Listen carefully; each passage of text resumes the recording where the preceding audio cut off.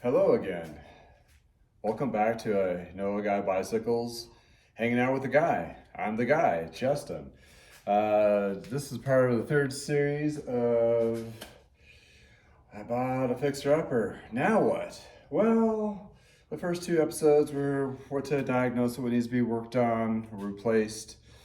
And the second one was actually stripping down and cleaning the frame and the parts. And now we're to the installment of actually the parts are clean, the frame's been inspected, and where we go from there. Well, this scenario, the parts did clean up pretty good. There was a couple parts that did need to be replaced or fixed. And I'm going to be switching from a long cage derailleur to a short cage derailleur for this particular drivetrain because it is a double and not a triple. So somebody along the lines switched that out, but this one had some issues too anyway. That was one thing. And the second was the shifting. I did clean up a shifter and it was dead. There's nothing to it. So I'm going to replace it with another one that I have. So a lot of these vintage parts, you can find them on the internet. There's a lot of sellers on eBay that strip bikes down and sell the parts, or I don't know where they get the parts, but they most likely that's how they get the parts. But anyway, you can find one-offs like a right or left shifter or front or rear brake, that kind of thing. They'll match. And there's a little bit of risk to that, of course, if it's functional or what have you. But be due diligent of reading the descriptions and contacting the seller for more detail. But in my case, I do sell my extras that I have abundancy of, and if I don't need them, when I do, I pull them off. So either way, it works out good for everybody. And this particular bike, I had two wheel sets, so they're going to be worked on here and gone through. But in inspecting the frame was getting pretty cleaned up, and a lot of the scratches. I took off the stickers, and I ordered a head badge for it and everything. But lo and behold, on the back side, where I didn't see it when I inspected the bike originally, there's a goobery mess here on the frame. Well, that goobery mess has a dead spot. This is a carbon frame, so when you have a dead spot, it sounds like a lower thud sound versus the rest of the frame. That means the carbon's been compromised. In other words, take like a wet branch, if you will, and if you bend it and it kind of frays out, that's what carbon does when it kind of is compromised or it breaks. This is all parts of the frame obviously is important. And this is a load-bearing part of the frame. It's not something I would feel comfortable with fixing up and saying, the carbon just looks kind of funky here. That's not my deal. That's not how I roll. So I will be researching how to get this repaired. There's several carbon repair shops in Colorado where I live, also across the nation, and there's a couple overseas as well. So that's something like, if it was me riding it, I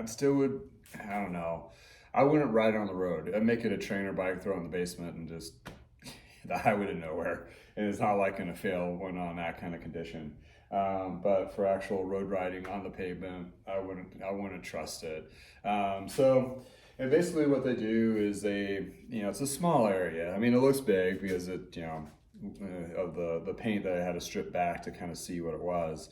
But it's actually a small area patch. And actually those carbon patches are gonna be stronger than was there originally when they built the frame.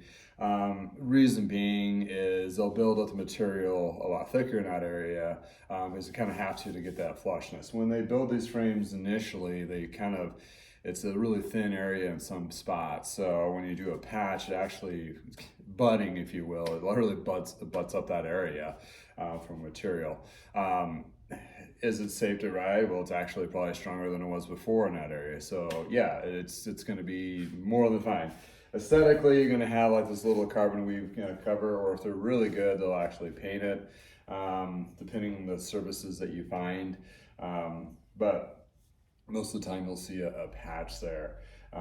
But if you do see a frame that has been patched, I would probably ask and see if you can get a receipt or the people that actually did the work. Because there is self-patch kits out there, which if you know what you're doing, you can do a pretty good job. But that's something that, I don't know, you want to buy a frame or a bike that's been patched by a professional service.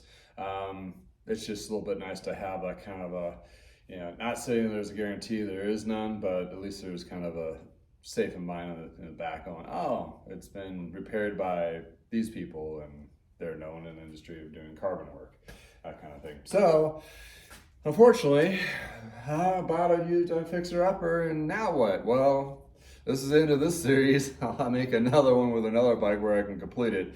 But if the frame was not compromised, I would have taken all these parts, put them back on, restring some new cable and housing, new bar tape, and would, have a totally solid bike. But other than that, we have a little bit here we have to address.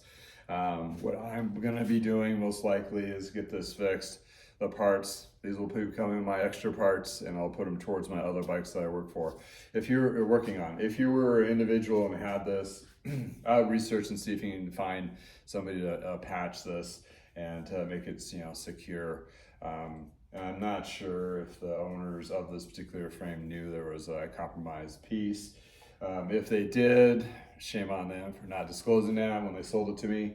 But things happen, and for my perspective, I'd rather come across this, buy it, and go, oh, whoops, here's something that needs to be fixed or just taken out of the used market, because I don't want anybody to get hurt.